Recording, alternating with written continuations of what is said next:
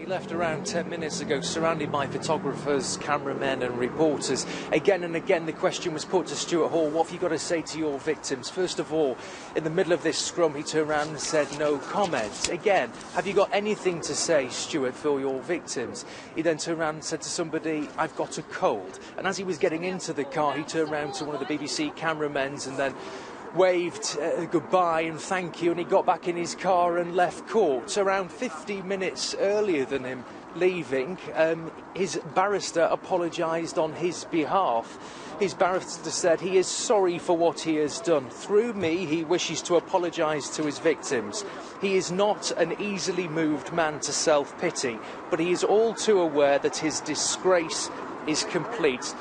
The words of Stuart Hall's barrister in court were not words repeated outside court by the man himself, and in total contrast, Ben, to what happened a couple of months ago when Stuart Hall appeared at Preston Magistrates Court. After that hearing, when he was charged with 14 offences, Stuart Hall walked out of court and gave the performance of his life. He said that the allegations were pernicious. He said they were callous, cruel and above all spurious.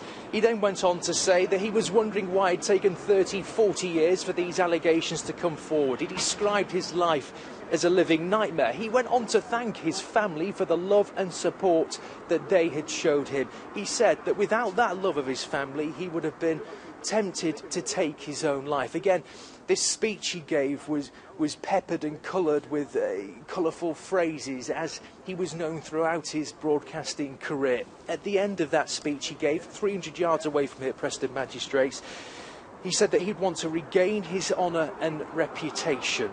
Today, in court, he admitted 14 charges of indecent assault. His youngest victim was just 9 years old.